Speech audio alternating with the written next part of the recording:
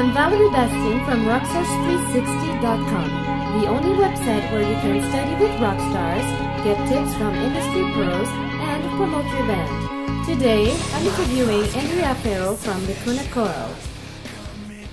Welcome back to Canada.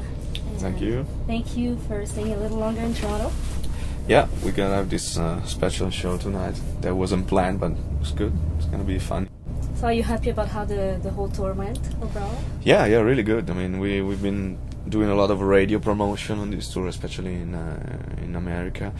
I do a lot of acoustic stuff, and it's important to keep going. We never experienced as much success on radio as with this album, so with Spellbound and now with I Won't Tell You. So it's very important for us to have this kind of tours where you have the radio support and you meet the people and shake hands and play acoustic and promote the band on the radio to keep going and make higher position in the active rock chart. It's true, and it's cool for fans to meet with you, especially at this level. You're big enough for them to want to come and see you, but yet you're still approachable. So yeah, I mean nice. we do shows which are a little more big, like when we support Disturbed, for example.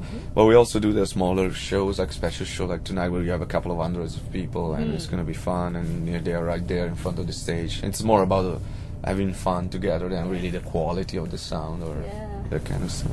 I'm really looking forward to it. I love smaller venues like that. It's cool, really cool. Thanks for doing It's usually good shows. It's usually fun. How do you like it? Today I'm gonna fly. There's nothing that can keep me on the ground. Touch the sky. I'm free inside. How did you start singing, and how did you learn singing? I really started randomly because me and Marco, bass player of Lacuna Coil, we basically were skateboarders, and we were playing in his house in the spare time, like covers of the classic metal, like Hand Tracks or Iron Maiden, just for fun. You know, even the hardcore band we were listening to, like Black Flags and that kind of hardcore stuff. So we play just for fun, without notions. You know, we just play hearing the music and just following the music. And we started very randomly. We never thought we could have been a professional band or something like that, so we never actually took a lot of lessons or stuff. Actually, I took some lessons later on when the band became more of a job, more of a profession, so I thought I needed to develop the vocals and not being... I always been mostly about the feelings, not really caring a lot about the technique. But then when we start to have more complex kind of songs, more melodic parts, so I really needed to learn how to handle the voice in that situation, you know, because when you are singing more like growling or shouting, it's not that you really need a big technique, you know. But when you actually sing, you need to know what you're doing.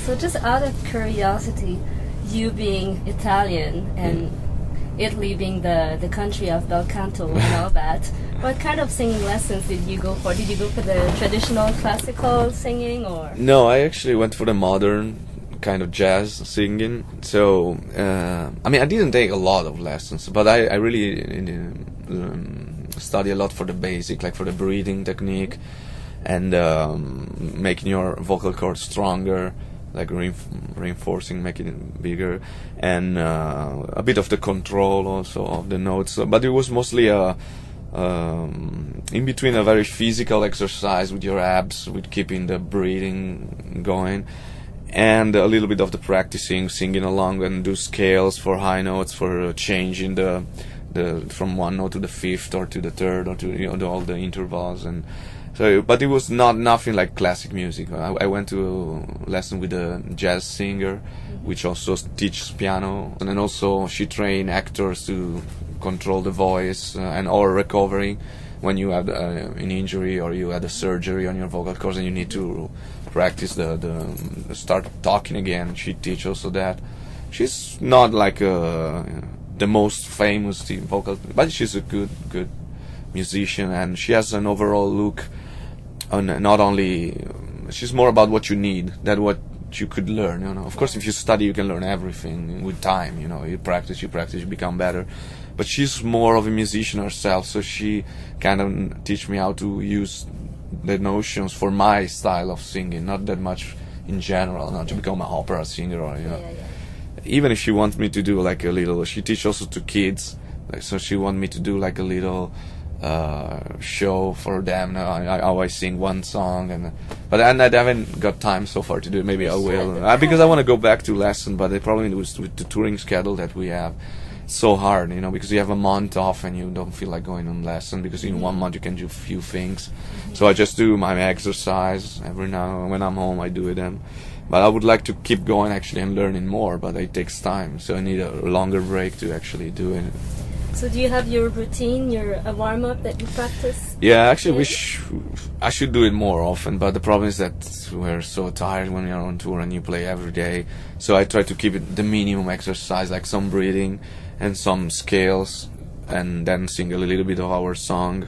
But I try to do everything in like 20 minutes or maximum. So because you really don't have time. Your voice is very tired on tour, because like now it's the fifth show in a row, and sometimes you can't really hear yourself, so you scream, you over scream, and it's not really the best moment to be. But I know a lot of singers that they practice a lot and they can't play if they don't practice so much.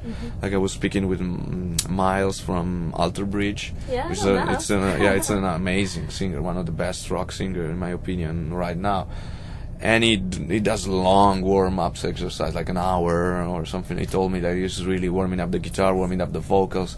So he is, the way you should do it is probably like that. But it's just that we're not as...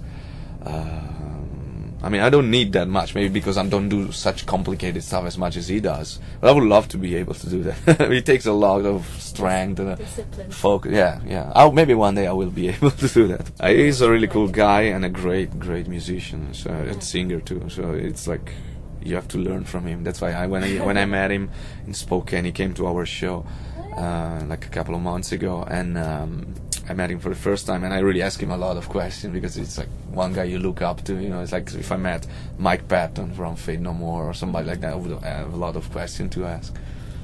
So I hear that you are concerned about keeping your voice and your body healthy, and a lot of professional singers that also train, because the voice is... Yeah, I'll start to do that as well. Go to the gym and do abs and stuff, because it's really, and running, it helps your breathing and your capacity for the breath to be taken. So it's really important. I think I tried not to. I don't smoke, so that's already a plus. Yes. It makes it easier. But I realized I really need to be in shape also to sing better, to have more breath and more, be more precise. And you also need to try to keep yourself healthy. So I drink when I can and when I have a day off, but I try not to exaggerate, not to drink too many hard liquors, because they're really bad for your throat, and drink some like herbal tea with honey, with ginger roots. We got a little recipe that we do, a drink that we do, me and Christina, for kind of keep your throat clean. It's a mixture with this herbal tea called a throat coat. Yes. Then you put some honey, and you put some ginger roots. You cut some ginger roots and press it inside the mixture. And the ginger root is a very good bacterial killer, so it keeps the bacterial out of your throat. So you drink it, kind of warm, and it helps a lot. It makes your throat smoother, at least when you're on tour. And then you have the usual remedies like sprays or candies, or But I try to. I've noticed that since I took some lesson, I had less problem, because my chords are more strong, so I can handle better a longer tour, and it makes it a little easier. Especially the way I sing is very powerful, so I have to scream, kind of involve the throat a lot. So it's not the best thing. No vocal coach would tell you to involve the throat on the screaming, but it's the way this kind of music is done, so you have to do it.